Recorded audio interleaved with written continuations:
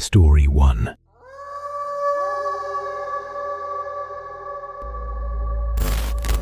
It was late July, just a few years back. The air in coastal Georgia is a special kind of thick that time of year. Like you have to swim through it. They were putting away beers, but I'm not much of a drinker. I was nursing a hard side and making it last, more interested in the company and the satisfying crack of the billiard balls. I was happy. At no point was I even buzzed. After a few games, Liam, who was leaning against the wall with a self-satisfied grin, pushed himself upright. "All right, I've got a place I want to take you to," he announced. "Chloe, I know how you like weird stuff. There's a cemetery just a couple blocks from here. It's historic." Maya and I exchanged a look, a silent, perfect communication that only decades of friendship can build. Then, in unison, we turned back to him. "Yep, you know us too well." So we bid our tab and walked out into the humid night. A steady, fine drizzle was falling, making the streetlights halo and the pavement slick. The cemetery was exactly where he said, its wrought iron gates slightly ajar, an invitation. It was called the Silent Rest Cemetery. Beautiful in a mournful way. The kind of place where the stones are so old they lean on each other for support. And the trees. My God, the trees. Massive ancient oaks draped in Spanish moss that looked like grey skeletal fingers in the dim light. It was perfect. We wandered down the narrow, paved paths, keeping our voices low out of respect. Maya and I were chattering quietly about the dates on the headstones, imagining the lives lived. Liam, meanwhile, ever the show-off, had found a particularly massive oak tree and started climbing it. I'll admit, he was a good-looking guy, strong and confident. And watching the muscles in his back work as he pulled himself up, well, I was a little distracted. I was just watching him, a small smile on my face, when Maya suddenly grabbed my arm, her nails dug into my skin. "Chloe, what the hell is that?" Her voice was tight, strained. I tore my eyes away from Liam. "What? What is it?" "Over there," she pointed, her finger trembling slightly. "Do you see that? There's a person. I think they were lying on the ground. Now what are they doing?" I followed her gaze, squinting into the gloom. At first, I saw nothing but shadows and rain-slicked monuments. It was a long way off, maybe 300 yards, downhill towards the back wall of the cemetery. And then I saw it. It looked like a person maybe, with long straight hair, but it was on all fours, like an animal. And it was rocking. A slow, rhythmic lean forward, then back, forward and back. The most unsettling thing was its color. It was entirely black, not wearing black clothes. It was black. A void in the shape of a man with no features, no distinction between skin or hair or fabric, just a hole in the world. "Holy shit, I see it," I whispered, my voice barely a puff of air. The playful mood of the evening had evaporated, replaced by a cold, sharp dread. Maya's voice was shaking. "Yeah, he was laying on his back before. That's what caught my eye. It looked like a giant black X, just splayed on the grass." I tried for a weak laugh, a desperate attempt to reclaim normalcy. Haha, maybe they're just, enjoying the rain. We did that when we were kids, but the words felt hollow and stupid as soon as they left my mouth. As we watched frozen, the figure slowly, unnaturally stood up, It was tall, taller than it should have been. A prickle of pure animal fear went up my spine. Do you think it sees us? I turned my head just enough to call up to the tree. Liam! Bro, do you see them? There's a person out there. His voice floated down, laced with amusement. You guys are just freaking yourselves out. It's a cemetery, what do you expect? He grunted, shifting his weight. And I'm kinda stuck. This moss is slippery. I don't see anything. What are you all on about? But his laughter died in his throat when he saw our faces. Maya and I were pale, our eyes wide with a terror that was quickly spiraling into panic. He knew me. He knew I wasn't the type to get scared. Get down, man, I whisper shouted, my voice cracking. What do you mean you can't see him? Look at... Oh, fuck. The word was a shared breath between me and Maya. The figure, the pitch-black silhouette against the grey dark, had turned its head in our direction. And then it started running. No, not running. It was charging. It covered the ground with an impossible, silent speed. Its limbs moving in a jerky, marionette-like way that defied physics.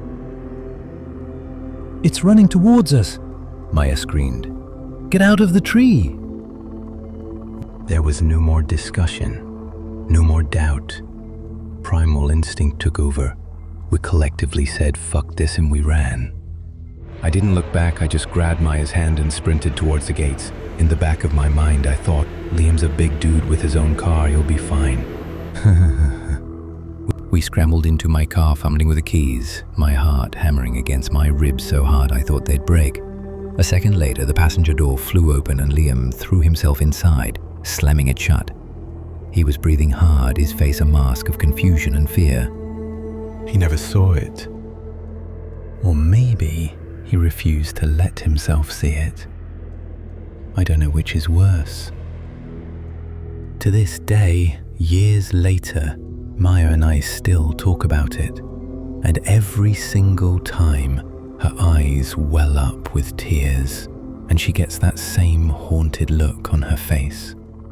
A true, physical reaction to the memory of that thing, the tall, black X that got up and chased us in the rain on my birthday.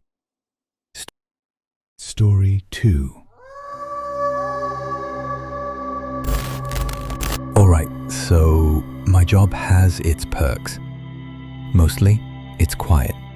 I work security at a large, sprawling hospital, and usually that means sitting at a desk, watching cameras, and dealing with the occasional drunk who mistakes the ER for a hotel.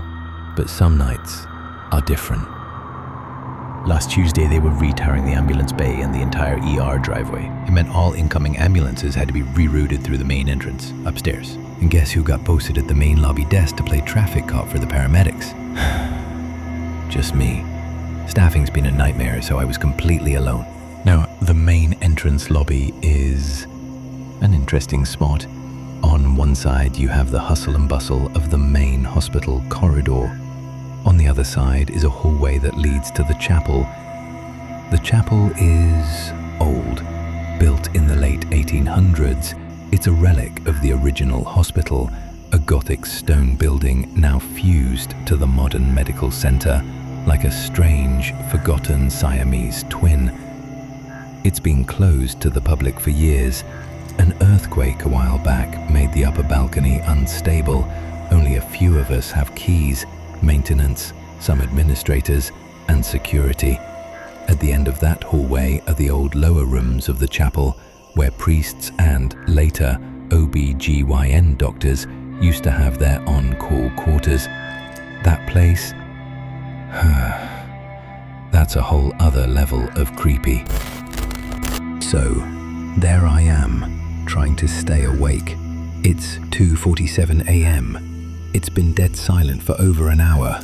To pass the time, I'm watching some of those true crime channels on my phone. Yeah, I know, I'm a disturbed individual. I'm sitting there listening to a story about a haunted asylum when I hear it. Tap, tap tap.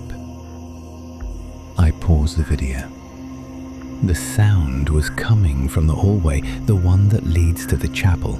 Now look, the lobby isn't silent. There's a big, decorative water feature gurgling behind me. The hospital's HVAC system is always humming, and there's a random, incessant beep coming from somewhere inside the closed gift shop. This was different. This was a distinct, impatient sound, like someone tapping their foot. Tap, tap. Then, a new sound, the rustle of paper. Brittle, dry paper. That's what got me out of my chair. My first thought was a vagrant. My second was to be ready for a fight. I rounded the corner into the hallway, my hand resting on my heavy-duty flashlight. Hello? No, nobody. The hallway was empty. The double doors to the chapel at the far end were closed and dark. I shook my head, feeling stupid, and walked back to the desk. But the restlessness was still there, crawling under my skin. I couldn't sit. I needed air. I went out to the little brick patio just outside the main doors for a smoke. I sat on a cold, damp bench, not wanting to go too far. And then, out of sheer, morbid curiosity, I looked up at the chapel, and I did something I probably shouldn't have. I grabbed my flashlight. This thing is my personal security blanket. It's basically a handheld sun. On its highest setting, it can temporarily blind someone. I clicked it on and aimed the beam at the high, stained glass windows of the chapel where the main services used to be held. The intense light illuminated the ornate panels, figures of apostles or saints staring down with ancient painted eyes. Nothing out of the ordinary. Then I moved the beam over to the smaller windows at the back, where a small corridor runs behind the old podium. The same corridor that has the dangerously narrow spiral staircase leading down to those creepy lower rooms. And that's when I saw it. Movement. A shadow. But it was definitely human-shaped. My blood ran cold. Great. Now I have to go in there. But there was no way in hell I was going in alone. I've had to rouse homeless people who found their way into the crawl space under the chapel before. It's never pleasant. I pulled out my phone and called Marco. He's a tech up in the ICU, but he's basically an honorary security guard. He loves this stuff. Plus, he's a giant. 6'2", 220 pounds of solid muscle. My big bro. He answered on the second ring. What's up? You got something? He was in my lobby in less than 2 minutes. We decided to enter from the lower level, clear those old doctors' quarters first, and then come up the main stairs into the congregation area. The lower rooms were dusty, silent, and thankfully empty. The air was stale and cold. We walked up the main stairs, our footsteps echoing in the vast, empty space. As we stepped into the main chapel, walking between the rows of old wooden pews, we both saw it at the same time. In the thick layer of dust covering everything, there were prints, fresh prints. On the pews, like butt cheeks and handprints, as if someone or several someones had been sitting there leaning forward, their hands planted on the wood in front of them. They were perfectly clear, disturbingly distinct. Then we heard it again. Tap, tap, tap. It was muffled by the thin, worn-out carpet on the floor, but it was there. It was inside with us. And it was enough to make even Marco freeze. I looked at him, and for the first time ever, I saw genuine fear in his eyes. He's usually so gung-ho, so ready for anything. But in that moment, he just looked at me, his face pale, and gave a tiny, almost imperceptible shake of his head. We didn't need to say a word. We turned and left. Immediately. I pulled the heavy door shut, the sound booming in the hallway, and I heard the lock click home. I have never seen Marco scared like that. I don't think I'll ever go in there by myself again. And I have a feeling Marco won't be going back, even in the broad daylight. My shift tonight is back in the ER. I think I'll take my chances with the drunks. Story 3.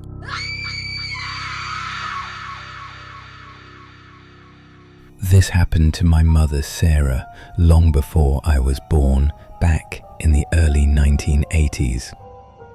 She was a young teacher living in a small city in Alabama, and the job was stressful. She was always glad to get back to the second-story apartment she shared with my dad, David, a little after 3 each day. The very first thing she would do every single day was change into her running clothes and go for a run. It was her way of unwinding, of shaking off the day. She wasn't fast, usually a steady 10-minute mile, but she was consistent. There was just one problem: the lock on their apartment door. It was old, finicky, and a constant source of frustration. Every time she left, she'd have to jiggle and fight with the key for 5, sometimes 10 minutes just to get the deadbolt to slide home. She and my dad were always talking about getting it fixed, but you know how it is. They just hadn't gotten around to it. So, on this particular afternoon, she started her routine. She changed, stretched, and went to leave. And sure enough, she spent a good 5 minutes wrestling with the lock, muttering under her breath, before it finally clicked into place. Locked, she put the key in her pocket and set off on her daily run. The Alabama sun was still warm on her back. She was getting into her rhythm, her breathing evening out, her mind starting to clear. She was about halfway through her route when she heard the soft crunch of running shoes on the pavement coming up beside her. A jogger fell into step with her. He was tall and thin, with a surprising amount of curly grey hair and piercing blue eyes. He smiled, a friendly, disarming smile. "Beautiful day for a run," he said, his voice pleasant. My mom, always polite, smiled back. "Sure is." He started talking, asking questions, simple stuff at first. Then they got more specific. "Where do you live? Do you jog this route every day? Around this same time?" After a few minutes, my mum began to feel a knot of discomfort tightening in her stomach. There was an intensity to his questions, a personal tone that felt wrong.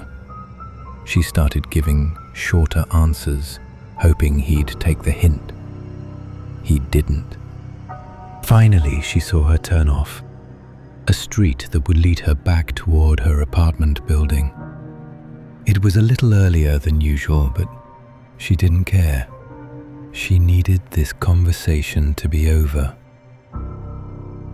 "Well, this is me," she said, trying to sound casual. "I gotta go now, bye." I dubbed all. She turned sharply down the street and picked up her pace, not quite running away, but close. A few seconds later, she heard it. Footsteps behind her. They were faster now, matching her new pace. She didn't dare turn around. A cold wave of adrenaline washed over her. She pushed herself harder, her legs pumping, her lungs starting to burn. Her comfortable 10-minute mile became a frantic 9-minute mile, then an all-out panicked 8-minute sprint. She flew past familiar houses, the picket fences and garden gnomes blurring into a meaningless smear. The only thing that mattered was the sound of those footsteps still there, right behind her. Finally, she saw it. The brick facade of her apartment building. She fumbled in her pocket as she ran, her fingers closing around the cool metal of her key. She bounded up the stairs to the second floor, her mind chanting a single, desperate prayer. Jesus, Jesus, Jesus, help me. She got to the door, her hands shaking so badly she could barely see the lock. She jammed the key in, fully expecting the familiar, frustrating resistance. She braced herself for the fight, the jiggling, the wasted seconds. She turned the key, and the door opened. Right away. On the first try. For the first time ever. She scrambled inside, slammed the heavy door shut, and threw the deadbolt. It slid home with a loud final thunk. She didn't stop there. She pressed herself against the far wall of the living room, heart pounding, gasping for air, listening. Seconds later, she heard it. A stiff but strangely friendly knock on the door. Her voice was a fractured, terrified squeak. "Who is it?" "No." The voice that came through the door was the same pleasant voice from the runging path, but now it was the most terrifying sound she had ever heard. "You know who I am, Sarah. And you know what I want." Undiluted fear seized her. She was paralyzed. For a moment, she couldn't breathe, couldn't think. Then, rage and adrenaline took over. "You had better get out of here, or I will call the police!" She didn't move from her spot against the wall. She just listened. A minute passed, then another. It felt like an eternity. Finally, she heard the soft tread of footsteps going back down the stairs. She waited, still not moving, listening to the frantic drumming in her ears, until she was sure he was gone. Across the street was a small community center she knew. She called them, her voice cracking as she explained what happened, and asked if they would come outside and wait on the lawn for her. They said of course. She waited until she saw them through the window. Then she unbolted the door, rushed out of the apartment, and ran across the street into their arms. My dad came home an hour later to find her still shaken, but safe. And the lock? Sure enough. The very next day and every time after that until they finally moved out, it stuck. Every single time. It took 5 or 10 minutes of fighting to get it to work. My mum was always thankful for the one time. The only time. It opened without a fight. The time it mattered most.